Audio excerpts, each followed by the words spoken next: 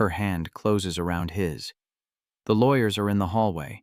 She can hear them through the door, briefcases clicking open, papers shuffling, voices low and professional. His palm is damp. He's not looking at her. He's looking at the table where the documents are spread out, every page tagged with adhesive flags in 3 different colors. She tightens her grip. His fingers don't move.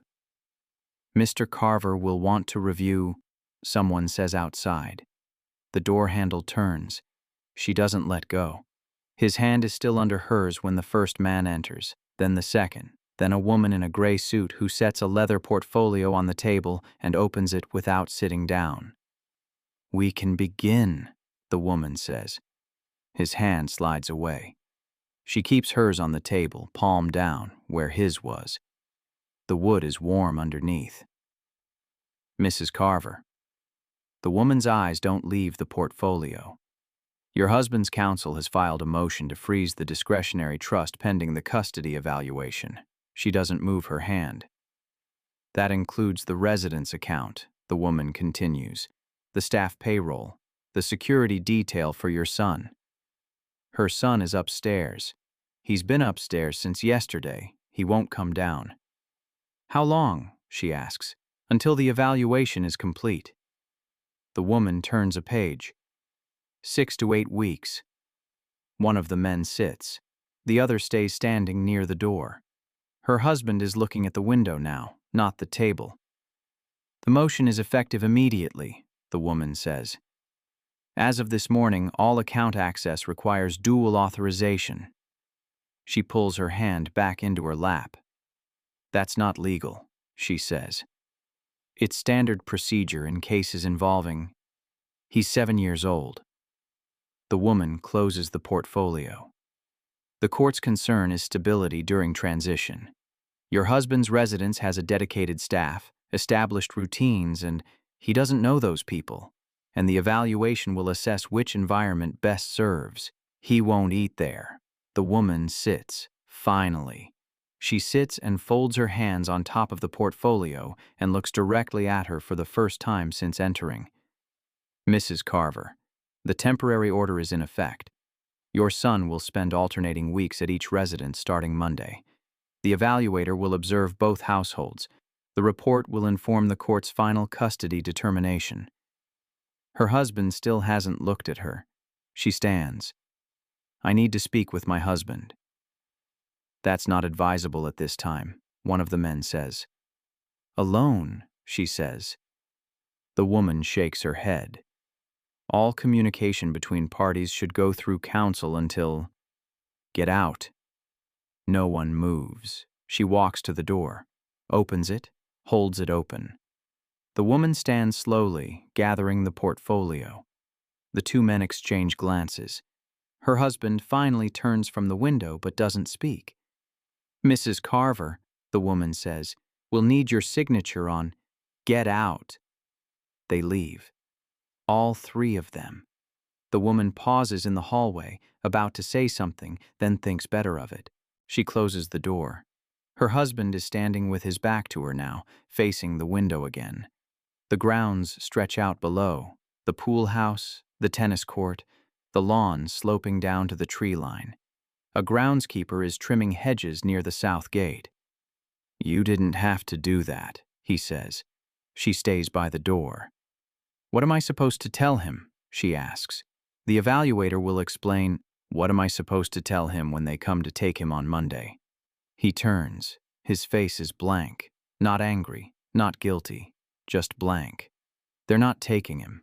He's coming with me for 1 week, then he's back here for 1 week. That's what joint temporary custody means. He doesn't understand that." "Then help him understand." She crosses the room, not toward him, toward the table. The documents are still there, flags marking sections she hasn't read yet. She picks up the top page. "Temporary parenting plan."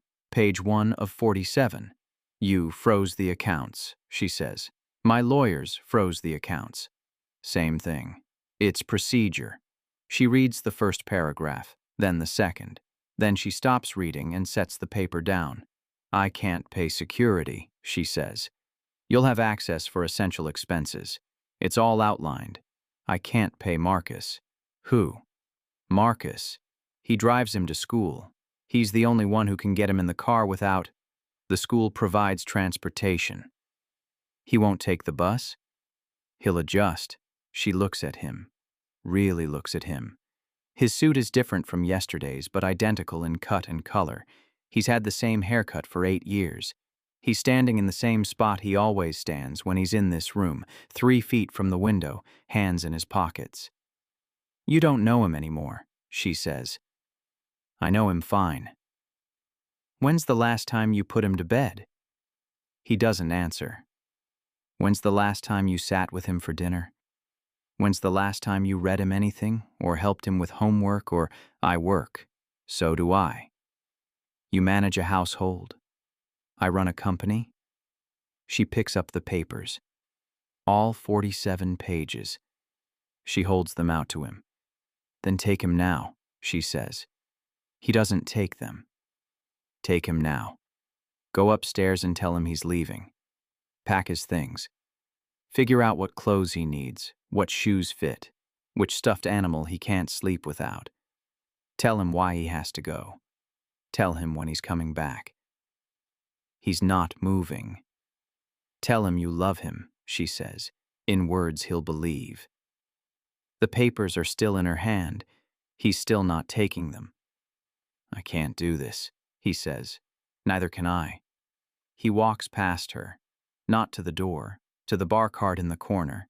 He pours something clear into a glass without ice and drinks half of it standing there. This wasn't my idea, he says. You signed the filing. They said it was necessary. Who? The lawyers, the evaluator, everyone. Everyone except him. He finishes the drink. She sets the papers back on the table. The top page is already creased where she was holding it. I'm going upstairs, she says. We're not done. Yes, we are? She opens the door. The lawyers are gone.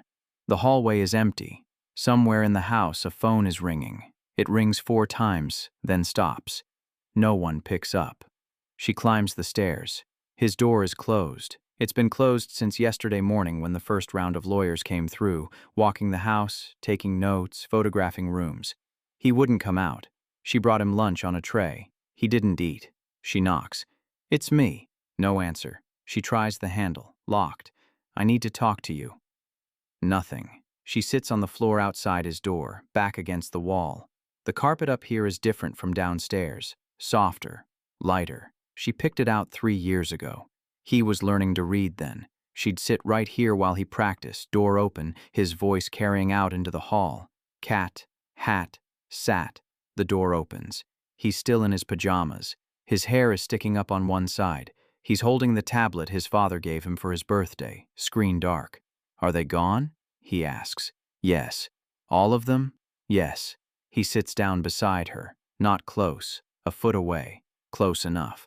What did they want? He asks. She doesn't answer right away. Downstairs a door closes. Footsteps cross the foyer. The front door opens and shuts. Your dad and I need to talk about some things, she says. And while we do that, you're going to spend time at 2 different houses. I don't want to. I know. Why can't I stay here? You'll still be here, just not every day. He pulls his knees up to his chest. The tablet slides off his lap onto the carpet. He doesn't pick it up. Is it because of the fighting? He asks. No. I heard you. Last week in the kitchen. She closes her eyes. That wasn't about you, she says. It sounded bad. It was just talking. It didn't sound like talking. She reaches for his hand. He lets her take it but doesn't hold back. Sometimes adults disagree, she says. That doesn't mean anyone did anything wrong. Then why do I have to leave? She doesn't have an answer he'll understand. She doesn't have an answer she understands. It's complicated, she says. You always say that.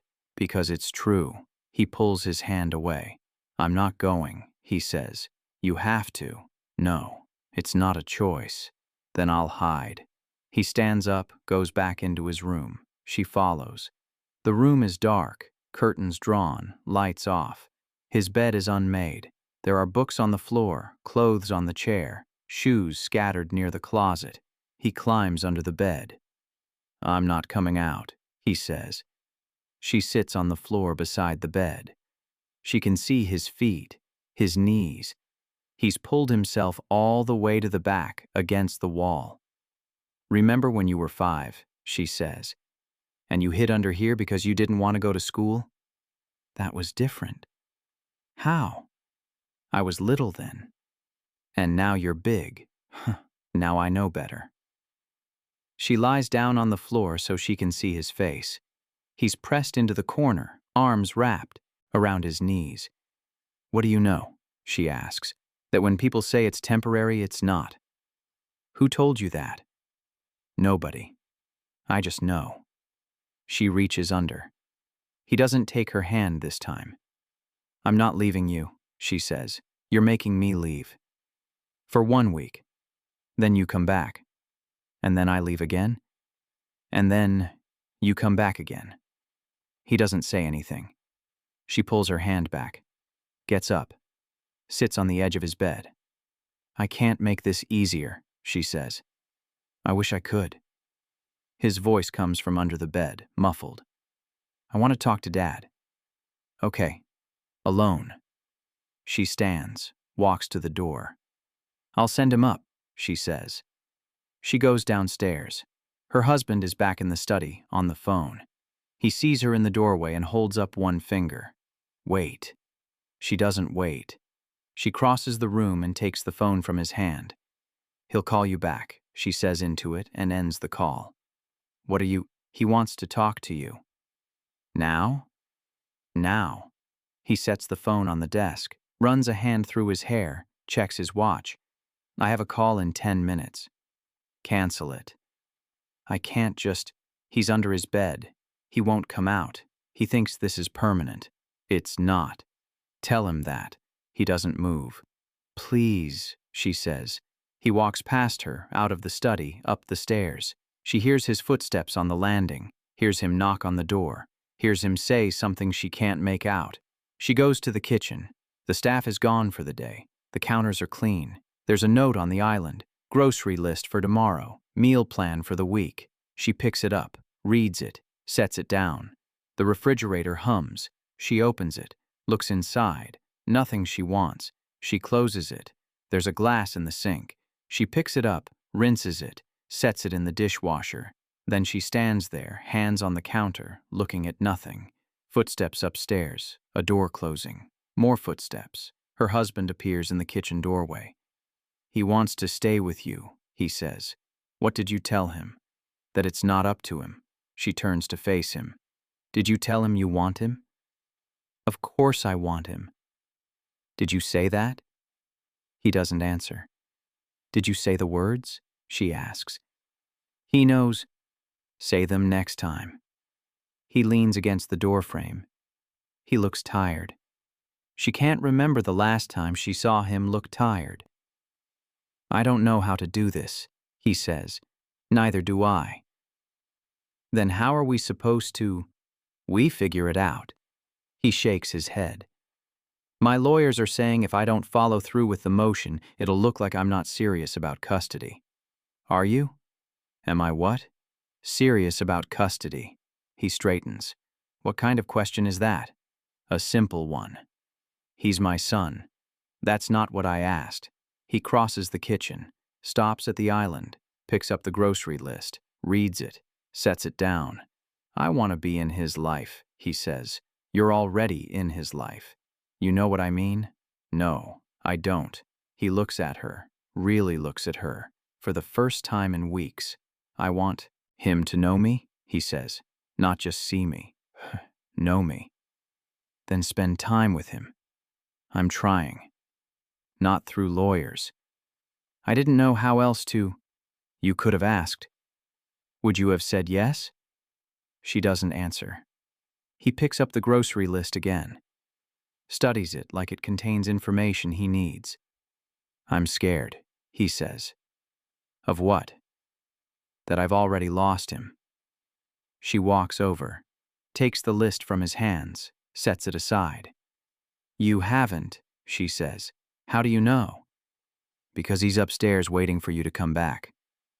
He glances toward the doorway, toward the stairs beyond. What am I supposed to say to him? The truth. Which is? That you're sorry. That you'll do better. That you're not going anywhere. He's quiet for a long time. What if I can't? He asks. Can't what? Do better. She doesn't have an answer for that. He leaves the kitchen. She hears him on the stairs again. Hears him knock.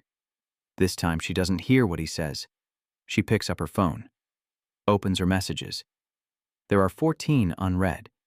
She doesn't read them. She opens a new thread instead. Types out a message to her lawyer. We need to talk. The response comes back immediately. Can you call now? She calls. I got your message, her lawyer says. What's going on? The motion. Can we withdraw it? Withdraw? You didn't file it. Can we agree to it being withdrawn? That depends. What changed? Nothing. Everything. That's not an answer. She walks to the window. Outside, the groundskeeper is gone. The hedges are trimmed. Everything looks the same as it did this morning. I don't want to fight, she says. You're not fighting. You're protecting your son. From what? His father? From instability. This is instable. It's temporary. That's what everyone keeps saying. Because it's true. She closes her eyes. What if it's not? What do you mean? What if this is just how it is now? Lawyers and evaluators and schedules, and then you adapt. That's what custody arrangements are. You figure out what works and you make it routine. He's 7, which is why structure helps. Structure isn't the problem. Then what is? She opens her eyes. Upstairs, a door opens. Footsteps. Her husband's voice, then her son's, both too quiet to make out words. I need to go, she says. Wait. Before you do anything, think about... She ends the call. She goes upstairs. Her son's door is open now. He's sitting on his bed. Her husband is sitting in the chair by the window. They're not talking. They're just sitting. She stands in the doorway. Her son sees her. We're talking, he says. I know. I just wanted to check. We're talking, he says again. She nods, steps back, closes the door. She goes to her room, sits on the edge of her bed, picks up her phone again. There are 3 new messages. All from her lawyer. Call me back. Don't make any decisions without talking to me first. This is important. She sets the phone face down on the nightstand. The house is quiet. It's always quiet up here. Too quiet. She used to like it. Now it feels wrong. She lies back on the bed, stares at the ceiling. There's a crack in the plaster near the corner. She's been meaning to have it fixed. She's been meaning to do a lot of things. Her phone buzzes. She ignores it. It buzzes again. She picks it up. It's not her lawyer this time. It's her sister. Heard what's happening. Call me. She sets the phone down again. It buzzes a 3rd time. Her sister again. I mean it. She turns the phone off. Footsteps in the hall. A knock on her door. Yes? Her husband opens the door. Can I come in? It's your house. That's not what I asked. She sits up. Come in. He enters but doesn't sit. He stands near the door, hands in his pockets again. I talked to him, he says. And? He's still upset. Did you tell him what I said? I tried. Tried? He asked questions I didn't know how to answer. She stands. Like what? Like whether we're getting divorced. What did you say? I said I didn't know. Great. What was I supposed to say? Something that doesn't make it worse. He pulls his hands from his pockets, crosses his arms, uncrosses them. Are we? He asks. Are we what? Getting divorced. She walks to the window. It's getting dark outside. The lights on the grounds are coming on, one by one, automatic timers triggering in sequence. I don't know, she says. That's honest, at least. Is that what you want? I want this to stop. This? The fighting, the lawyers, all of it. Then tell your lawyers to withdraw the motion. I can't. Why not? Because they're right. We need structure. We need boundaries. We need to talk to each other. He's quiet. She turns from the window. When did we stop doing that? I don't know. Try. He sits on the edge of the bed. Finally. He sits and puts his face in his hands and doesn't say anything for a long time. I think it was after the London trip, he says. That was 2 years ago. I know. What happened in London? Nothing. That's the problem. I was there for 3 weeks. You were here. I came back and everything was different. Different how? You were different. He was different. The house felt different. We missed you. It didn't feel like that. What did it feel like? He looks up. Like you'd figured out how to manage without me. She doesn't know what to say to that. I wanted to come home, he says. Every day I wanted to come home. But the deal kept dragging on, and my partners kept saying just one more meeting, just one more week, and by the time I got back, you were gone again. What? You came home, but you were already planning the next trip. I had to. The Singapore office was… I know, I remember. He stands, walks to the window where she was standing, looks out at the same view. I don't know how to fix this, he says. Maybe we can't. So what then? We just give up? I'm not saying that. Then what are you saying? She crosses the room, stands beside him at the window. Outside, the pool house lights are on. She can see someone moving inside, one of the security team doing rounds. I'm saying maybe this isn't about fixing, she says. Maybe it's about deciding. Deciding what? Whether we want to keep trying. He doesn't respond. She turns to look at him. His reflection is visible in the window, layered over the grounds beyond. He looks older than he did this morning. Do you? She asks. Do I what? Want to keep trying. He's quiet for so long she thinks he won't answer. I don't know what we're trying for anymore, he says finally. Each other. Are we? She doesn't answer. He turns from the window. I should go check on him. Okay. He walks to the door, stops, turns back. Tomorrow, he says. Can we talk tomorrow, without lawyers? About what? About what happens next. About what we actually want instead of what everyone keeps telling us we should want. Okay? Okay? Yes. He nods. Leaves. She stays at the window. The pool house lights go off. The person who was inside is walking back toward the main house, flashlight beam cutting across the lawn. Her phone is still on the nightstand, still turned off. She doesn't turn it on.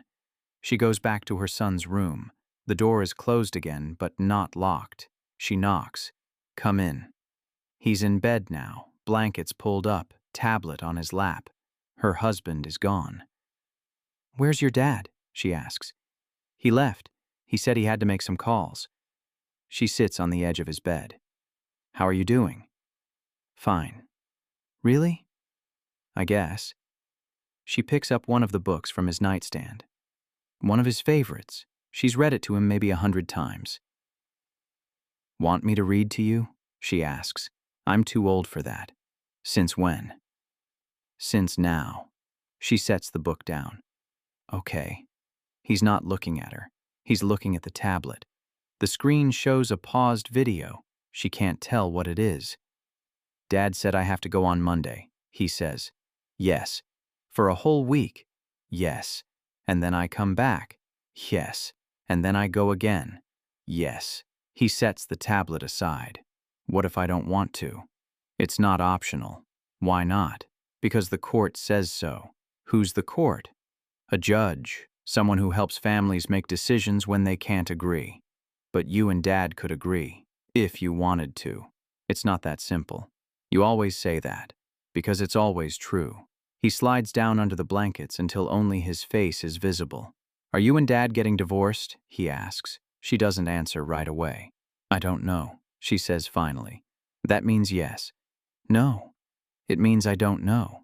What's the difference? One is a decision. The other is a question. Which one is this?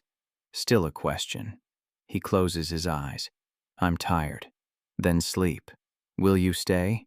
For a little while. She turns off the overhead light. The room goes dark except for the nightlight by the bathroom door. She stays on the edge of his bed, listening to his breathing slow. When she's sure he's asleep, she leaves. Downstairs, her husband is in the study again. Door open this time. He's on the phone, voice low. She doesn't interrupt. She goes to the living room instead, turns on one lamp, sits in the chair by the fireplace. The house settles around her, pipes creaking, wind against windows, the refrigerator cycling on somewhere in the distance. Her phone is still upstairs, still off. She doesn't go get it. Her husband appears in the doorway, phone in hand, but not to his ear anymore. He asleep? He asks. Yes. Good. He comes in, sits on the couch across from her chair. They haven't sat in this room together in months. I talked to my lead counsel, he says. And? I told her we're withdrawing the motion. She looks at him. You did? Yes. When? Just now. Why? Because you were right. This isn't how we fix anything. She doesn't know what to say. She wasn't happy, he continues. She said it undermines our position, that it makes me look indecisive, that we're losing leverage. What did you say? That I don't care. Do you mean that? I think so. I'm trying to. She leans back in the chair. The leather is cool against her shoulders. What now? She asks. I don't know. Your lawyers will still push for evaluation. Let them push. And if the court orders it anyway, then we deal with it. Together. Together? If you'll let me. She studies his face. He looks genuine. She's not sure she trusts it. What changed? She asks. Upstairs, when I was talking to him. He asked me why we're fighting. What did you say? I said I didn't know. And I realized I actually don't. I don't know when this became a fight. I don't know when we stopped being on the same side. We've been on different sides for a while. I know. So what makes you think we can get back? He leans forward, elbows on his knees. I don't think we can get back. I think we have to go forward. Different. Different how? I don't know yet. But I know this isn't working. She's quiet for a moment. The accounts. Are they still frozen? I'll call in the morning. Have it reversed. And the custody schedule? We write our own. No lawyers, just us. What if we can't agree? Then we keep talking until we do. It sounds simple. She knows it won't be. I need to think about this, she says. Okay. I'm not saying yes. I know. But I'm not saying no either. That's enough. He stands. I should go. You don't have to. I think I do. For tonight at least. Give you space to think. He walks to the doorway. Stops, turns back. Tomorrow, he says. Can we have breakfast? The three of us? Here? If that's okay? Okay. Okay. He leaves. She hears the front door open and close. Hears his car start. Hears it drive away. She sits in the dark living room for a long time after that. Eventually, she goes upstairs, checks on her son, still asleep. She pulls his blankets up, turns his nightlight down, closes his door most of the way. She goes to her room, turns her phone back on. 23 messages. She reads none of them. She plugs it in and leaves it on the nightstand.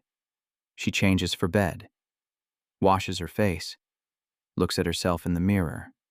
She looks tired. She is tired. She gets into bed, stares at the ceiling. The crack is still there, still needs fixing.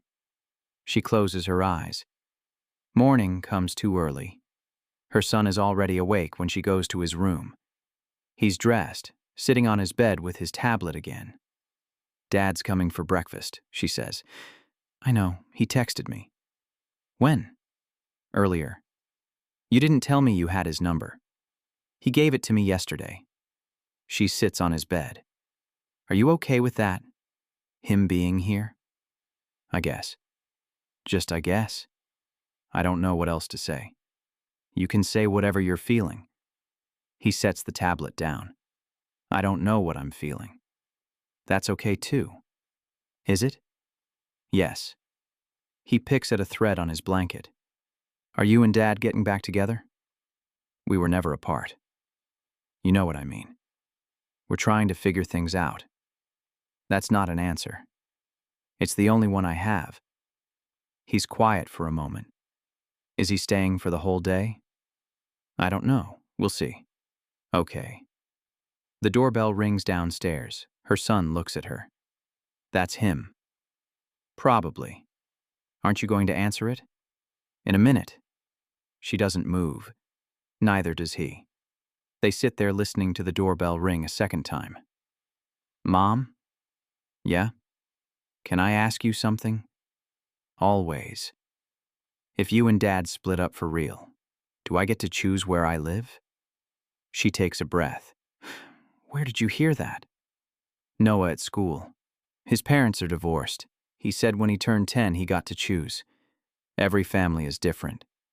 But is it true? Sometimes, depending on what the judge decides. What if I can't choose? What do you mean? What if I want to be both places? Then we figure that out.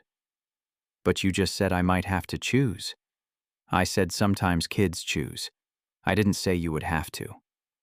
He pulls the thread loose from the blanket, wraps it around his finger. I don't want to hurt anyone's feelings. You won't. How do you know? Because whatever happens, we both love you. That doesn't change. The doorbell rings a third time. Her son unwraps the thread from his finger. You should probably get that. Yeah. She stands, goes downstairs, opens the door. Her husband is on the porch holding 2 paper bags. I brought food. I can see that. From that place he likes. The one with the good pancakes. He told you that? He texted me this morning, said he wanted pancakes. She steps aside. He comes in. They go to the kitchen. Her son is already there, sitting at the island. Her husband sets the bags down and starts unpacking. Containers of pancakes, eggs, bacon, a small container of maple syrup. I didn't know what you wanted, he says to her, so I got a little of everything. This is fine. They eat at the island, not the dining room. The island where they used to eat when her son was younger. Before formal dinners became routine, before they needed reasons to be in the same room. Her husband asks about school. Her son answers in short sentences. Not rude, just careful. Her husband asks about the robotics club. Her son says it's fine. Her husband asks if he's building anything new. Her son says, maybe. She doesn't interrupt. She eats her pancakes and watches them try. After breakfast, her husband clears the containers. Her son starts to leave. Wait, her husband says. Her son stops. Can I show you something? What? Outside, in the car. Her son looks at her. She nods. They go outside. She watches from the kitchen window. Her husband opens the trunk of his car, takes out a box, opens it, shows her son what's inside. She can't see what it is from here. Her son picks something up from the box, turns it over in his hands, says something. Her husband responds. They're both smiling. It's been a long time since she's seen her son smile at his father. They come back inside. Her son is carrying the box now. Dad got me a drone, he says. A beginner one, her husband adds quickly. For the robotics club. I thought he could program it. Can we test it? Her son asks. Now? She asks. Please. She looks at her husband. He shrugs. The lawn should be okay, he says. They go outside. Her son opens the box on the patio table and pulls out the drone. It's small, lightweight. He reads the instructions. Her husband helps him set up the controller. It takes 20 minutes to get it working. When it finally lifts off, her son's face lights up completely. He flies it around the pool, over the hedges, out toward the lawn. Her husband stands beside him, not taking over, just watching. She stands on the patio watching both of them. The drone loses signal and crashes in the grass.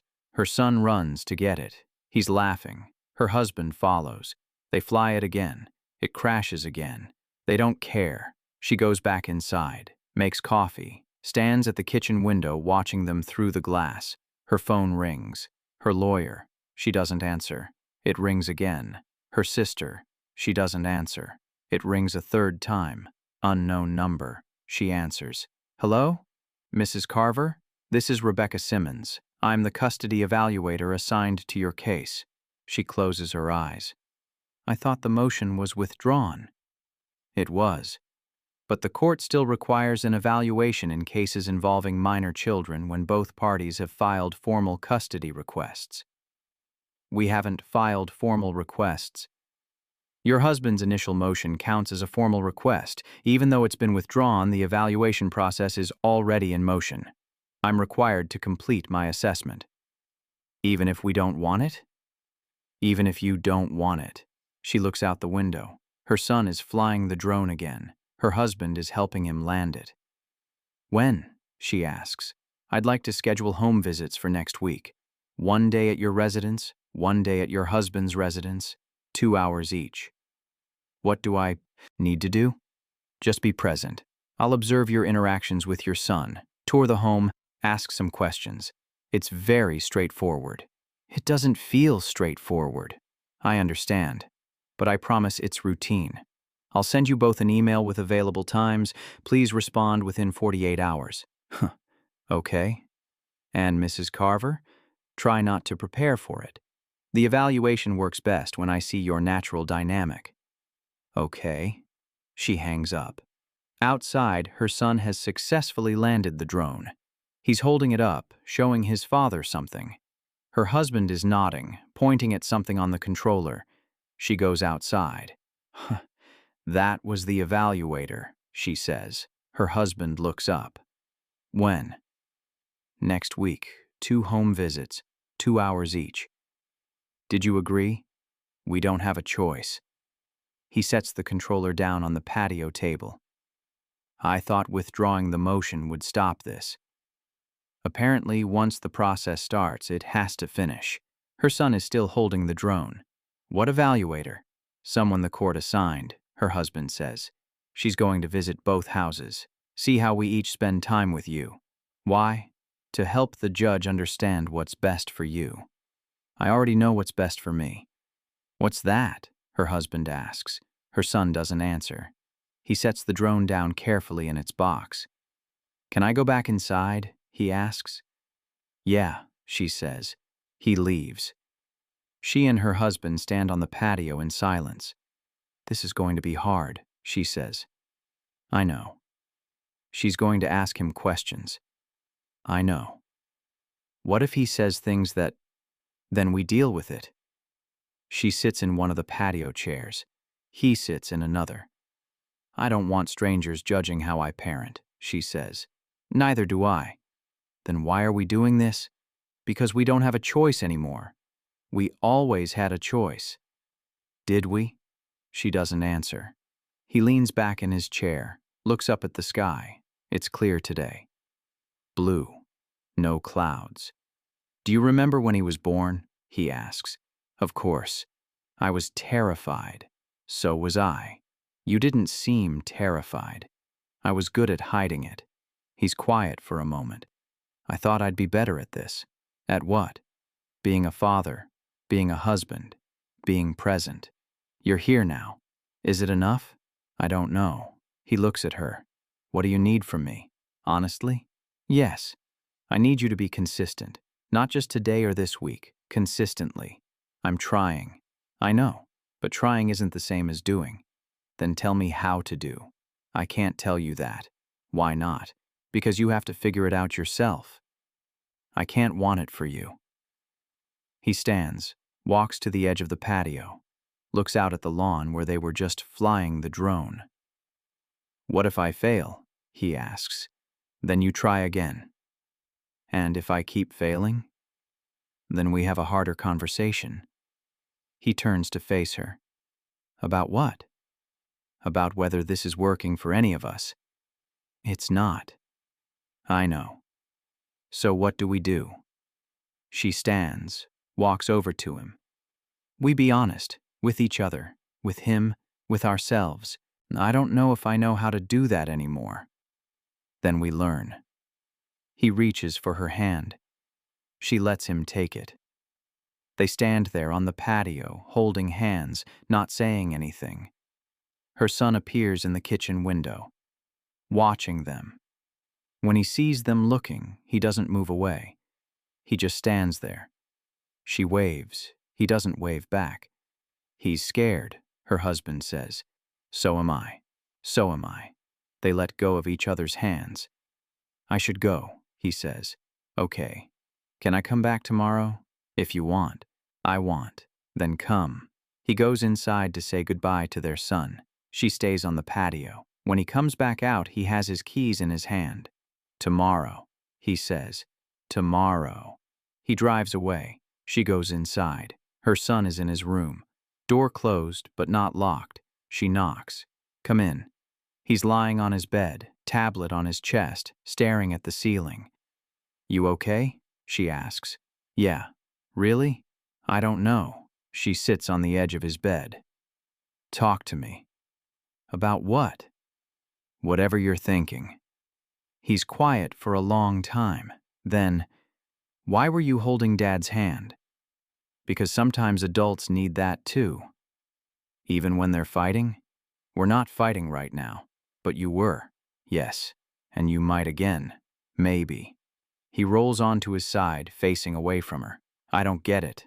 Get what? How you can be mad at someone and still care about them. That's what love is sometimes. That sounds hard. It is. He doesn't say anything else. She reaches over and touches his shoulder. He doesn't pull away. I'm not giving up on this, she says. On us, on our family, whatever it looks like. Even if it looks different? Especially if it looks different. He rolls back toward her. Promise? Promise. Okay. She stands. I have to make some calls. Will you be okay up here? Yeah. She leaves his door open, goes to her room, finally turns on her phone properly. 37 messages now. She reads through them quickly. Most are from her lawyer, 3 from her sister, 2 from her husband, 1 from the evaluator with the scheduling email. She responds to the evaluator first, confirms availability for next week. Then she calls her lawyer. Finally, her lawyer says, I've been trying to reach you all morning. I know. I'm sorry. Your husband withdrew the motion. I know. Without consulting us. I know. This is a problem. Why? Because now you have no leverage, no protection. If he changes his mind, he won't. You don't know that. I'm willing to risk it. Her lawyer is quiet for a moment. Are you sure about this? No, but I'm doing it anyway. I need to advise you. You can advise. I'm still doing it. Another pause. Okay. But we need to draft a custody agreement. Something both parties sign. Something enforceable. Fine. And I want to be present when you discuss terms. No. No? We're doing this ourselves. Just us. That's not advisable. I don't care. You should care. Without proper documentation. We'll document it after we agree. That's backwards. Then we're doing it backwards. Her lawyer sighs. You're making this harder than it needs to be. Maybe, but it's my choice. Fine. Call me when you're ready to formalize things. I will. She hangs up. She opens the message from her sister. Are you okay? Call me, she types back. I'm fine. I'll call later. The response is immediate. You better. She sets the phone down. The house is quiet again. She can hear her son moving around in his room, can hear the wind outside, can hear herself breathing. She goes downstairs, makes herself tea, sits at the kitchen island where they had breakfast. The drone box is still on the patio table outside. Her phone rings. Her husband. Hey, she says. Hey, did you talk to Rebecca Simmons? Yes, I confirmed the schedule. Me too.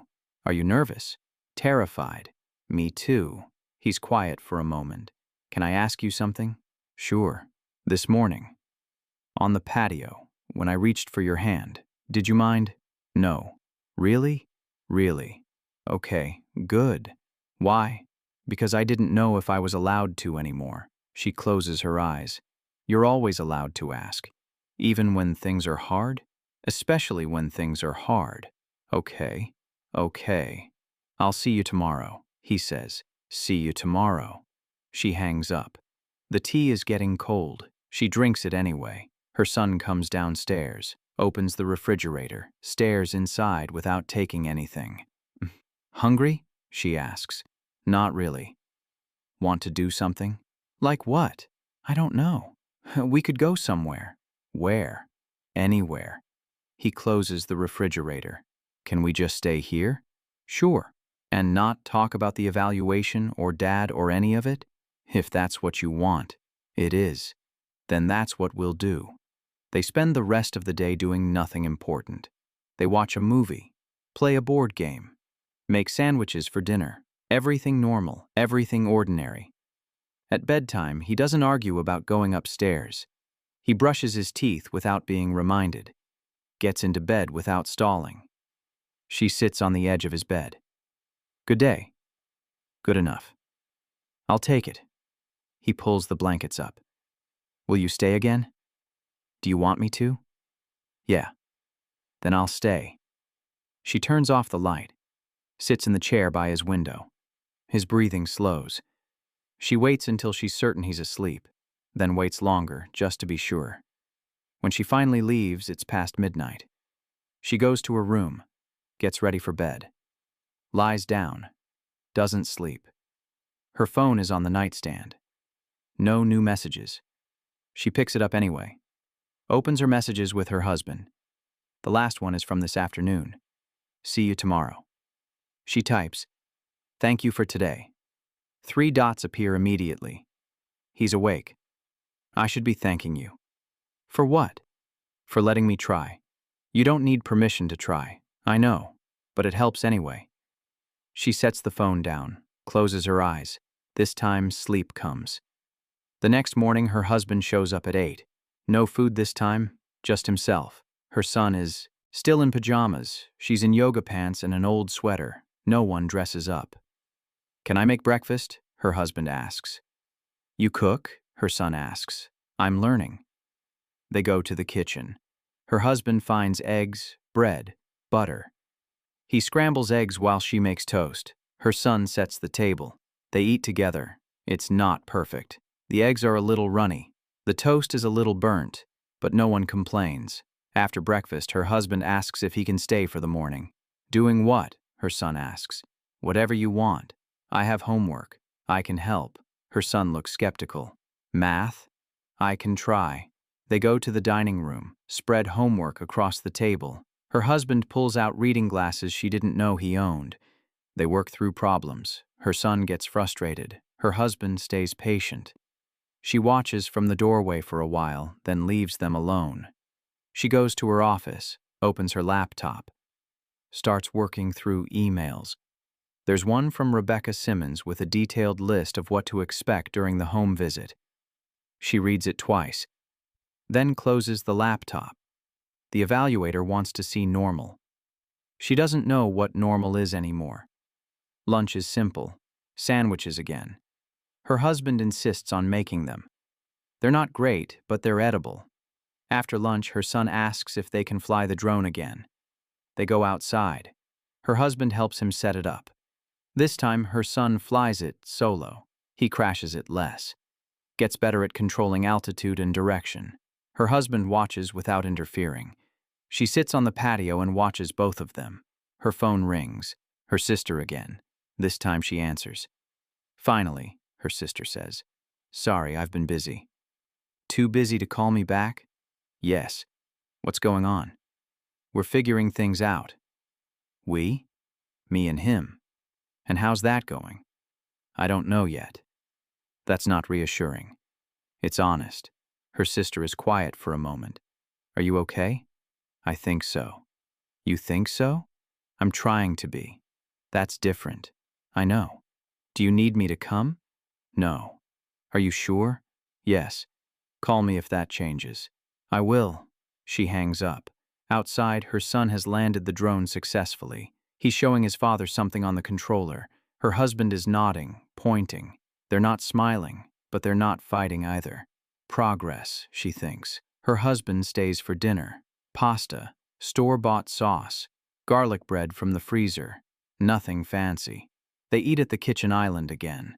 Her son tells them about a project at school, something about the solar system. Her husband asks questions. Her son answers. They talk about planets and moons and whether Mars could ever be habitable. She mostly listens. After dinner, her son goes upstairs to finish homework. Her husband helps her clean up.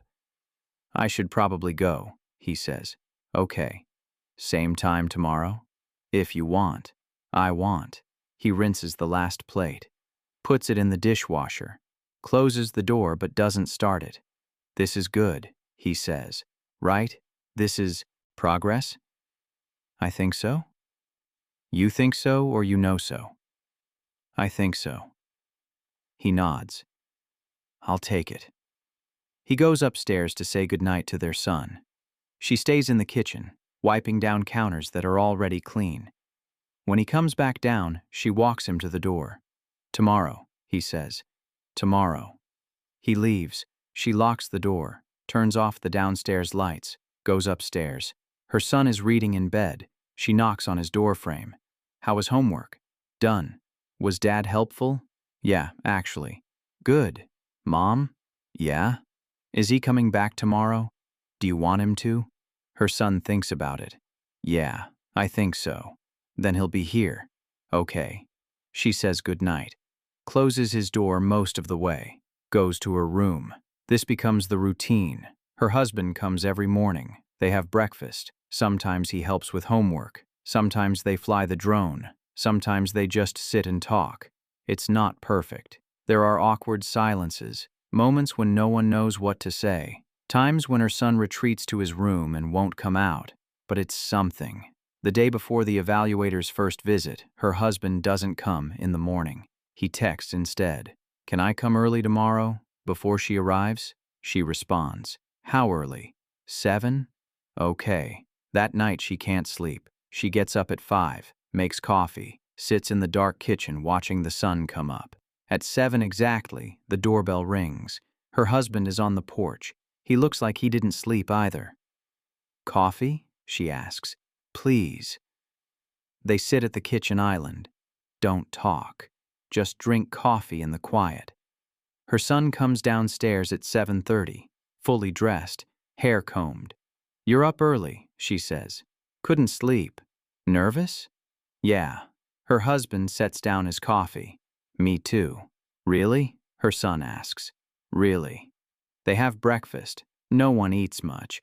They're all just moving food around their plates. At 9, the doorbell rings. Rebecca Simmons is on the porch, mid-40s, kind face, carrying a tablet and a bag. Good morning, she says. I'm Rebecca. They introduce themselves. She shakes hands with each of them. Her grip is firm but not aggressive. Thank you for having me, she says. I know this can feel intrusive. No one responds. She comes inside, looks around the entryway, the living room beyond. She's not writing anything yet, just observing. Why don't we start with a tour, she suggests, and then we can spend some time together in whatever space feels most comfortable. They show her the house, the kitchen, the living room, the study. Upstairs, her son's room, the other bedrooms, the office. She asks questions. How long have you lived here? Where does your son do homework? Where do you spend most of your time together? They answer honestly. Sometimes her husband answers. Sometimes she does. Sometimes her son answers before either of them can. Rebecca takes notes on her tablet but doesn't make a big show of it. After the tour, they end up in the living room. Rebecca sits in one chair. Her son sits on the couch between his parents. I'd like to ask you a few questions, Rebecca says. Nothing scary, just conversation. Is that okay? Her son nods. What do you like to do when you're here? Rebecca asks. I don't know, normal stuff. Like what? Homework, Watch TV, play games. What kind of games? Video games, mostly, sometimes board games. Do you play with your parents? Sometimes. Who usually plays with you? Her son glances at her. Mom. Usually. And your dad? He's starting to. Rebecca nods. Writes something. Tell me about a typical day here. Her son describes his routine. Wake up, breakfast, school, home, homework, dinner, bed. And on weekends? Rebecca asks. I don't know. Different stuff. Like what? We went to the park last week and Dad brought a drone. A drone? Yeah, we've been learning to fly it. That sounds fun. It is. Rebecca asks more questions. About school, about friends, about what makes him feel safe, what makes him feel worried. Her son answers carefully, not lying, just careful. After 30 minutes, Rebecca closes her tablet. Thank you, she says. You've been very helpful. Are we done? Her son asks. With this part. But I'd like to talk to your parents alone for a bit. Is that okay? Her son looks at her. She nods. Can I go to my room? He asks. Yes, Rebecca says. He leaves. They hear his footsteps on the stairs, his door closing. Rebecca turns to them. He's a thoughtful kid. He is, she says, and he's clearly close to both of you. Her husband leans forward. So what does that mean? It means there's no obvious concern here, no red flags, no evidence that either home is unsuitable. Then why are we doing this? She asks. Because the court requires it. But from what I've seen today, this should be straightforward. You both care about him. You're both capable parents. The question is just finding the right structure. What structure? Her husband asks. That's for you to decide. I can make recommendations, but ultimately the arrangement needs to work for your family. We're trying to figure that out, she says. I can tell. And honestly, the fact that you're trying together is a good sign. Rebecca stands. I'll be back next week to visit your husband's residence. Same process. After that, I'll compile my report and submit it to the court. How long? Her husband asks. 2 to 3 weeks after the second visit. And then? And then, the judge reviews it and makes a determination. They walk Rebecca to the door. She shakes hands with each of them again. You're doing fine, she says. Both of you. Just keep doing what you're doing. She leaves. They stand in the entryway, door closed, both of them silent. That wasn't as bad as I thought, her husband says finally. No.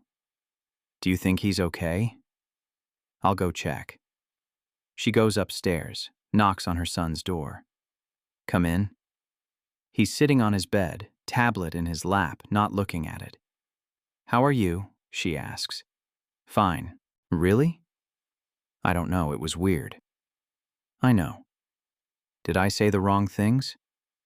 There's no wrong thing. You just told the truth. What if the truth isn't good enough? She sits beside him. The truth is always good enough. But what if she thinks... She thinks we're both trying. That's what matters. He sets the tablet aside. Is Dad still here? Yes. Is he staying? Do you want him to? Her son thinks about it. Yeah. Then I'll ask him. She goes back downstairs. Her husband is in the kitchen making more coffee even though neither of them needs it. He wants you to stay, she says. Really? Really? He sets down the coffee pot. I can stay. Good. They spend the rest of the day not talking about the evaluation. They watch a movie, make lunch. Her husband helps her son with a science project. It feels almost normal. Almost. That night after her son is asleep, she and her husband sit on the patio. It's dark out. Cool. The pool lights are on, casting blue reflections on the water. Next week is my evaluation, he says. I know. Will you come? Do you want me to? I think it would help. Show we're unified. Are we? He looks at her. I think we're trying to be. That's not the same thing. It's a start. She doesn't disagree. I'll come, she says. Thank you. They sit in silence for a while. The pool filter hums. Somewhere in the distance, a dog barks. "This is strange," he says. "What?" "This. Us. Sitting here like this. Why is it strange?" "Because 6 months ago, we couldn't be in the same room without fighting. 6 months ago, we weren't trying. And now? Now we're trying." He reaches for her hand. She lets him take it. They sit like that for a long time. Not talking. Just sitting. Eventually, he stands. "I should go. Okay? Tomorrow?" "Tomorrow." He squeezes her hand once before letting go. She walks him to the door. Watches him drive away. Locks up. Goes upstairs. Her son's door is open a crack. She pushes it wider. He's asleep, blankets tangled, one arm hanging off the bed. She straightens the blankets, tucks his arm back in. He doesn't wake. She goes to her room, gets ready for bed, lies down. This time sleep comes easier. The week passes. Her husband comes every day. Sometimes for a few hours, sometimes all day. They find a rhythm, breakfast, time with their son, quiet moments when he's doing homework or playing upstairs. They don't talk about the future. They focus on right now. The day of the second evaluation arrives. Her husband's residence is different from hers. Modern, minimalist. Everything is clean lines and neutral colors. It feels more like a hotel than a home. Rebecca arrives at 9. She does the same tour, asks the same questions, observes the same way. Her son is quieter here. Not uncomfortable, just quieter. They end up in the living room again. Rebecca asks her son about his routine at this house. He describes it, similar to the other house, but different details, different foods, different rules about screen time. "Which house do you prefer?" Rebecca asks. Her son hesitates, looks at her, then at his father. "I don't know," he says. "That's okay. You don't have to choose." "But I feel like I do." "Why?" "Because if I say one, I hurt the other person's feelings." Rebecca sets down her tablet. "Your parents are adults. They can handle their feelings. Your job is just to be honest about yours." "But I don't know what mine are." "Then say that." "What if that's not helpful?" "It's more helpful than lying." Her son looks down at his hands. "I like both houses, but they don't feel the same." "How do they feel different?" Rebecca asks. "Mom's house feels like home. This house feels like visiting." The words land heavy. Her husband's face doesn't change, but something shifts behind his eyes. "Thank you for being honest," Rebecca says. After the evaluation, Rebecca leaves. Her son goes to his room. She and her husband stand in the living room, not looking at each other. "I didn't know he felt that way," her husband says. "Neither did I." "What do I do?" "I don't know." He sits on the couch, puts his head in his hands. She sits beside him, not touching, just close. "I'm trying," he says. "I'm really trying." "I know. It's not enough. It's enough for now, but not forever. Then keep trying." He lifts his head. "How long before it stops feeling like visiting?" "I don't know. Time, maybe. Consistency. I can do that. Then do it." They sit in silence. Her son comes back downstairs, stands in the doorway. "Can we go home?" he asks. Her husband flinches, barely, but she sees it. "Yeah," she says, "we can go home." They gather their things. Her husband walks them to the car, helps her son with his seat belt even though he's old enough to do it himself. "Tomorrow?" her husband asks. "Tomorrow," she says. He closes the car door, waves. They drive away. In the rearview mirror, she watches him standing in the driveway until they turn the corner. That night, after her son is asleep, her husband calls. "I've been thinking," he says. "About?" About what he said. About this house feeling like visiting. Okay, maybe he's right. Maybe I need to stop thinking of it as my house and start thinking of it as our house, his and mine. How do you do that? I don't know. Ask him what he wants. Let him pick things, make it feel less like a museum and more like a place he actually lives. That's a good start. Is it enough? I don't know. But it's something. He's quiet for a moment. Can I ask you something? Always. Do you think this is going to work? This? Us. Co-parenting. Whatever we're calling this. She doesn't answer right away. I think we're trying, she says finally. That's all I know. That's all? That's everything. He's quiet again. Then, thank you. For what? For not giving up on me. I haven't given up on you. I just stopped carrying all of this alone. I'm sorry you had to. I know. I'm going to do better. I know. I mean it. I know that too. They hang up. She checks on her son one more time. Still asleep. Still peaceful. She goes to bed. 2 weeks pass. Her husband comes every day. Sometimes he stays at her house. Sometimes they go to his. Sometimes they just spend time at the park, neutral ground. Her son starts to relax. Not completely, but enough. One afternoon, her phone rings. Rebecca Simmons. I've completed my report, Rebecca says. Already? I had enough to work with. Both visits went well. Your son is clearly loved and well cared for in both homes. What are you recommending? Joint custody. Week on, week off until he's older, and can express a preference for a different schedule. And after that? After that, it's up to him. And you. The report recommends revisiting the arrangement annually to make sure it still serves his needs. That's it? That's it. I'll submit this to the court by end of day. The judge will review it and issue a final order. Usually takes about 2 weeks. And if we want to change something? You can petition the court. But honestly, you two are doing better than most. If you keep working together, you probably won't need to. Thank you. You're welcome, and good luck. Rebecca hangs up. She calls her husband immediately. The report is done, she says. And?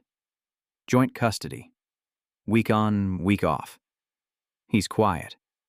That's what we expected. Is it what you want? I don't know. Is it what you want? I don't know either. So what do? We try it. See if it works. And if it doesn't, then we adjust. That simple? That complicated? He laughs, quiet, tired, but a laugh. Okay, he says. Let's try. 2 weeks later, the court order arrives. Joint physical custody. Week on, week off, starting the following Monday. They tell their son together, sitting at the kitchen island, both of them present. How do you feel about that? Her husband asks. I don't know, her son says. Nervous. That's okay, she says. We're all nervous. What if I don't like it? Then we talk about it, her husband says, and we figure out something better. You promise? We promise. Her son thinks about it. Okay. Okay? Yeah. Okay. Monday comes. Her husband picks up their son at 4. They've packed his bag together. Clothes, tablet, chargers, the drone. You'll be fine, she tells her son. I know. Call me if you need anything. I will. Her husband loads the bag into the car. Her son climbs into the back seat. She stands on the porch watching them drive away. The house is quiet without him. She goes inside, sits in the living room, doesn't turn on the TV, just sits. Her phone rings. Her sister. Hey, she says, how are you? Fine. Really? No, but I will be.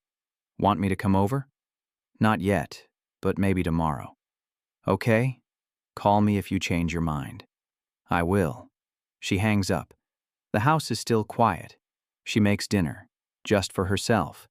Eats at the island, cleans up, goes upstairs.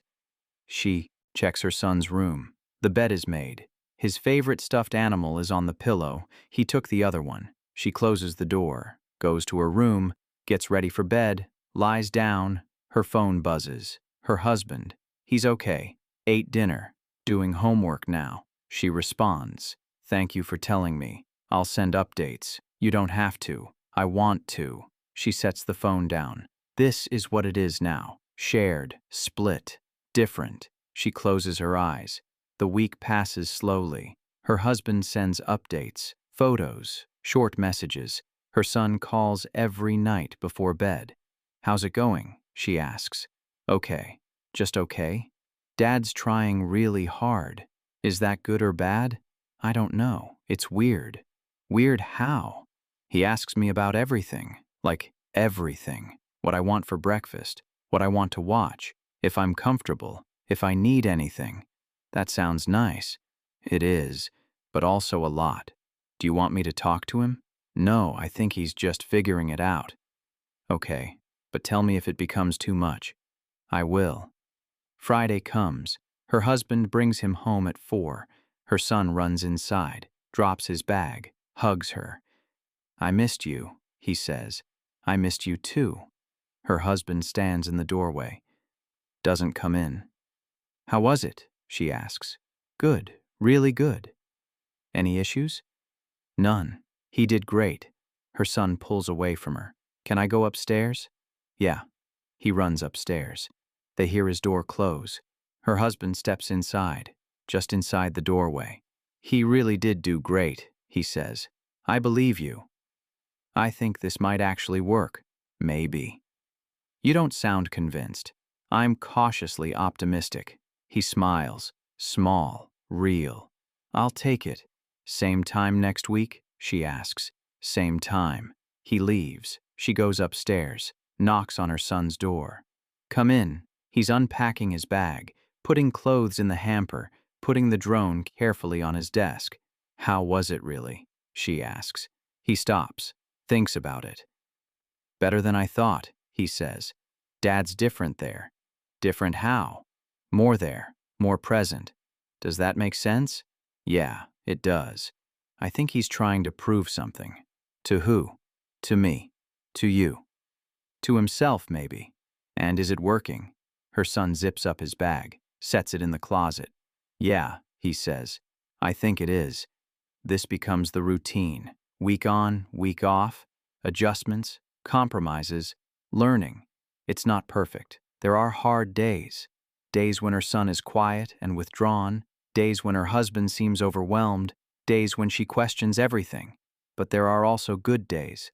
Days when her son comes home from his dad's talking about something they did together. Days when her husband texts her asking for advice and actually listens.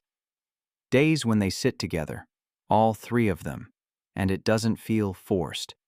Months pass. The evaluator's report becomes final. The custody arrangement becomes routine. They stop thinking of it as temporary. One afternoon, 6 months in, her husband calls. Can I come by? He asks. Everything okay? Yeah, I just want to talk. Okay. He arrives 20 minutes later. Her son is at school. They have the house to themselves. They sit in the living room. What's going on? She asks. I've been thinking about us, he says. What about us? About whether this arrangement is working. Her stomach drops. What do you mean? I mean, I think we should make some changes. What kind of changes? He leans forward. I think we should try counseling. Counseling? For us. Together. Not for custody. For our relationship. I don't understand. I think we could be better parents if we figured out how to be better partners. She doesn't know what to say. You don't have to answer now, he says. Just think about it. Are you asking me to get back together? No. Not yet. I'm asking if we can try to figure out if we should. That's a big ask. I know. And if we try and it doesn't work, then at least we know. She looks at him. Really looks at him. He looks different than he did 6 months ago. Not younger, not happier, just different, more present. I'll think about it, she says. That's all I'm asking. He stands. I should go. Okay. He walks to the door, stops, turns back. For what it's worth, he says, I think we're doing a good job. With him? With everything. He leaves. She sits in the living room for a long time after that. Her phone rings. Her sister. Hey, she answers. Hey, how are things? Complicated. Still? Always. Want to talk about it? Not yet. Okay, but I'm here when you're ready. I know. She hangs up. Her son comes home from school, drops his bag, goes straight to the kitchen. How was your day? She asks. Fine. What's for dinner? I don't know yet. What do you want? Can we order pizza? Sure. They order pizza. Eat at the island. Her son tells her about a test he took, a game he played at recess, a project he's working on. She listens. Really listens. After dinner, he goes upstairs to do homework. She cleans up, her phone buzzes. Her husband. Did you think about it? She stares at the message for a long time. Finally, she types back. Yes. And? I think we should try. 3 dots appear. Then, really? Really? When? I'll find someone. Set it up. Thank you. She sets the phone down. This is what trying looks like now. Not grand gestures, not promises, just small steps toward something that might work.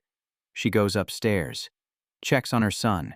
He's at his desk, headphones on, focused on his homework. She doesn't interrupt. She goes to her room, sits on her bed, opens her laptop, searches for marriage counselors, finds 3, emails all of them, closes the laptop, lies back on the bed, stares at the ceiling.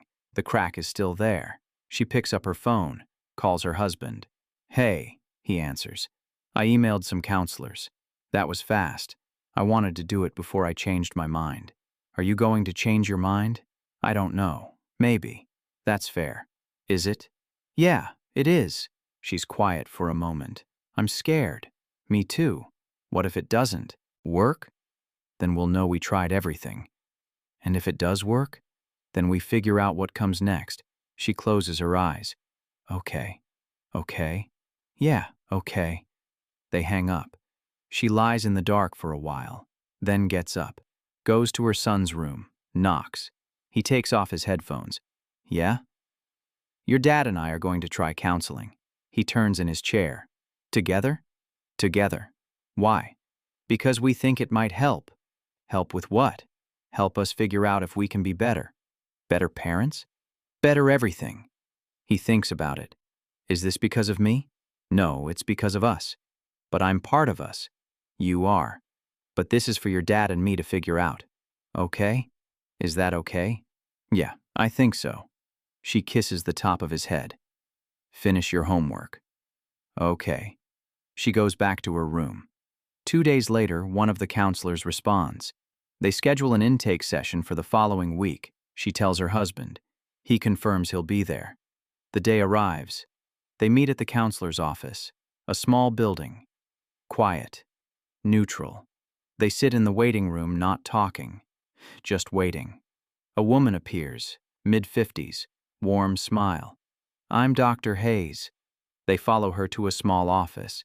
2 chairs, a couch. She sits in one chair. They sit on the couch, not close, a cushion between them. Tell me why you're here, Dr. Hayes says. Her husband speaks first. We're trying to figure out if we can make this work. This being your marriage? Yes. And what's preventing that? Silence. Dr. Hayes waits. Finally, she speaks. We don't know how to be in the same room without it being about our son. And you want to change that? We want to try. Dr. Hayes nods. That's a good starting place. They talk for 50 minutes, about their history, about what broke, about what might be fixable. At the end, Dr. Hayes asks if they want to continue. They both say yes. They schedule weekly sessions. It's slow, sometimes painful. Sometimes they leave feeling worse than when they arrived. But they keep going. 3 months in, Dr. Hayes asks a different question. What do you miss about each other? Her husband answers first. I miss how she used to laugh, before everything got heavy. And you? Dr. Hayes asks her. She thinks about it. I miss feeling like we were on the same team. Do you feel that way now? Sometimes. More than before. What's different? We're trying. Actually trying. Not just for our son. For us. Dr. Hayes nods. That's significant progress. After the session, they walk to their cars together. Do you want to get coffee? Her husband asks. Coffee? Yeah, like normal people. She thinks about it. Okay. They go to a coffee shop. Sit at a table by the window. Order drinks. Don't talk about custody or schedules or their son. They just talk about work, about small things, about nothing important. It feels strange, but good. We should do this again, he says. Yeah, we should. They finish their coffee, walk back to their cars. Same time. Next week? He asks. For counseling? For coffee too. Okay. Okay. This becomes the new routine. Counseling on Thursdays. Coffee after. Sometimes dinner. Their son notices. Are you and Dad getting back together? He asks one night. I don't know. But you're trying? We're trying. Is that good? I think so. Do you? He thinks about it. Yeah, I think so. 6 months after they started counseling, Dr. Hayes asks another question. What do you want from this marriage? Her husband answers. I want to be partners again. Not just co-parents. And you? Dr. Hayes asks her. I want to trust him again. Really trust him. Do you trust him now? More than I did. But not all the way. What would it take to get all the way? Time. Consistency. Proof that this isn't temporary. Her husband reaches for her hand. She lets him take it. I can give you that, he says. Can you? I'm going to try. Dr. Hayes watches them. I think you're ready. Ready for what? Her husband asks. Ready to decide what comes next. They sit with that. After the session, they don't go for coffee. They go to the park instead. Sit on a bench.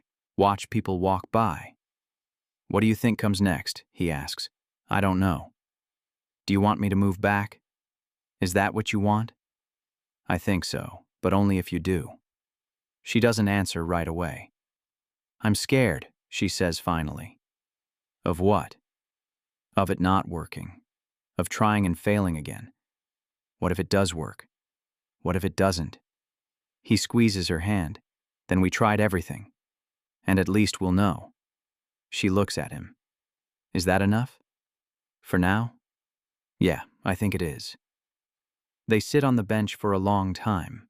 When they finally leave, she still doesn't have an answer, but she has something else. Hope. That night, she lies in bed, thinking about everything. About the last year. About the changes. About whether she's ready. Her phone buzzes. Her husband. I'm not rushing you. Just wanted you to know that. She types back. I know. Take your time. Thank you. She sets the phone down. Closes her eyes. The next morning, she calls him. I have an answer, she says. Okay. Not yes. Not yet. But not no either. What then? Trial. Move back for 3 months. See how it goes. If it doesn't work, we stop.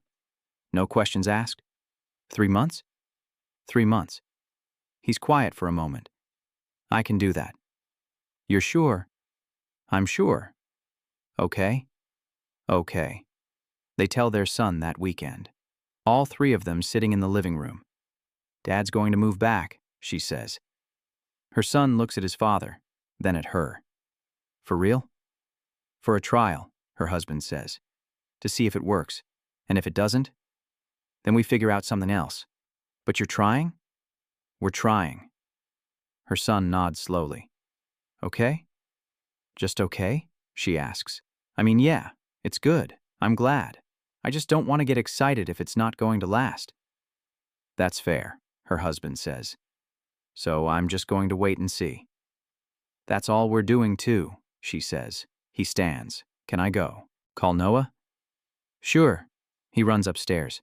They sit in the living room alone. That went well, her husband says. Did it? He didn't freak out. He's protecting himself. From what? From disappointment. Her husband leans back on the couch. So are we. Yeah. Is that okay? I think it has to be. He reaches for her hand. She takes it. We're going to make this work, he says. You don't know that. I'm going to try to make this work. That's better.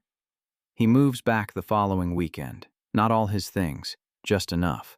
Clothes, toiletries, a few personal items.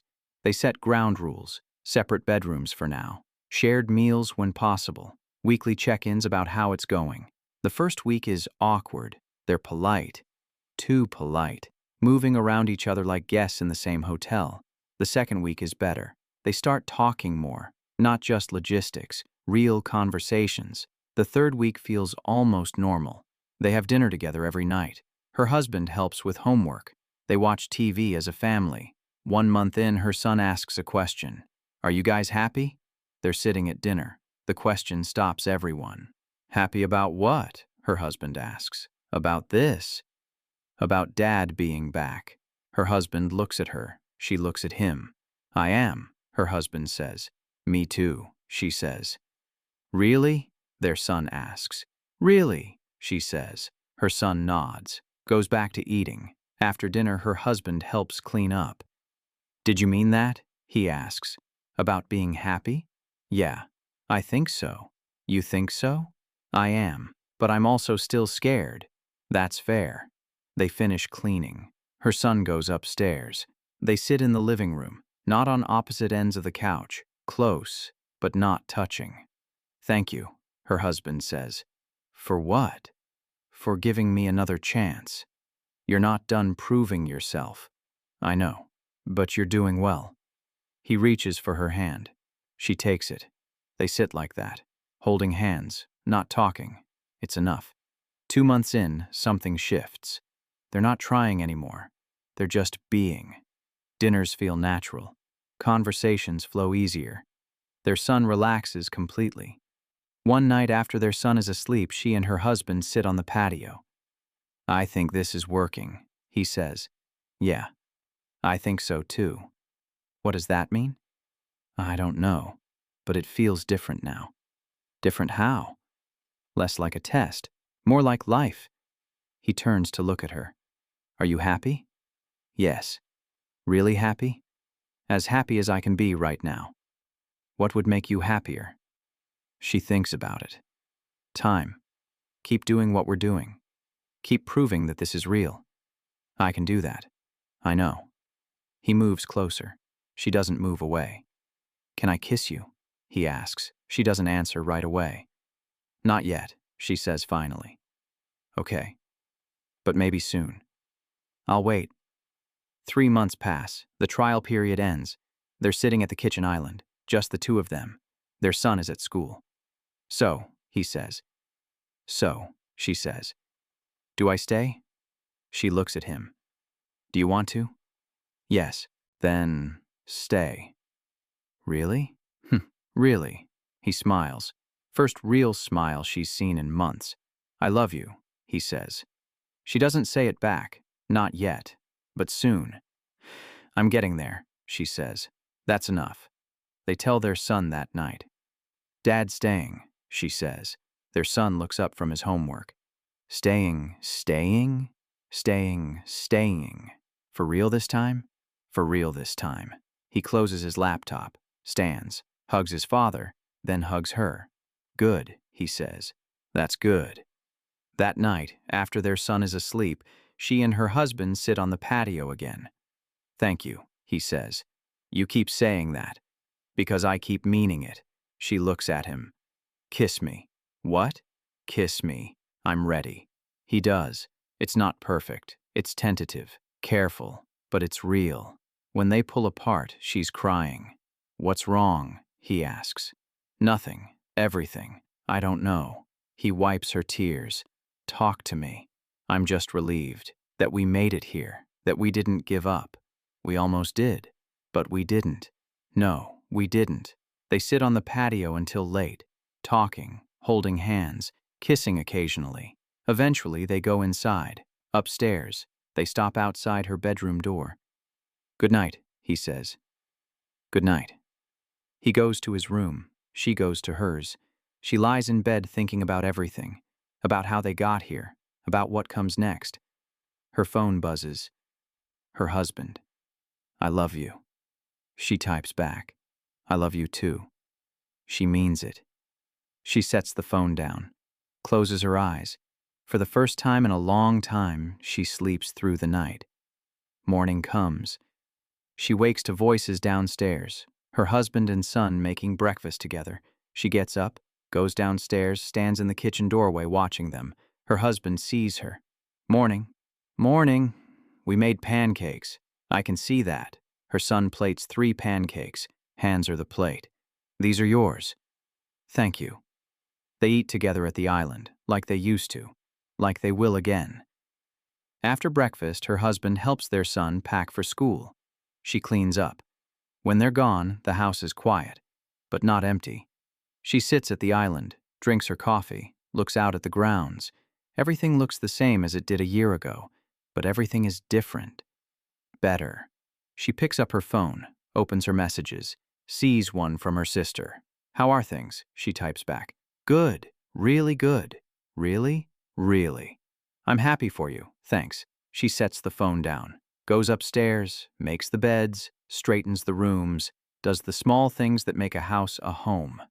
Later, she picks up her son from school. They go to the store, get ingredients for dinner. Her husband comes home at 5. They cook together, the 3 of them. Pasta, salad, garlic bread. They eat at the dining room table. Not the island, the table. Like a family. After dinner, her son goes upstairs to do homework. She and her husband sit in the living room. This is nice, he says. Yeah? I missed this. Me too. He reaches for her hand. She takes it. They don't need to say anything else. Later that night, after their son is asleep, her husband knocks on her bedroom door. Come in. He enters, stands in the doorway. Can I stay? He asks. In here? With you. She thinks about it, then pulls back the covers. He climbs in beside her. They lie in the dark, not touching at first, just close. Eventually, he reaches for her hand. She takes it. I'm glad we didn't give up, he says. Me too.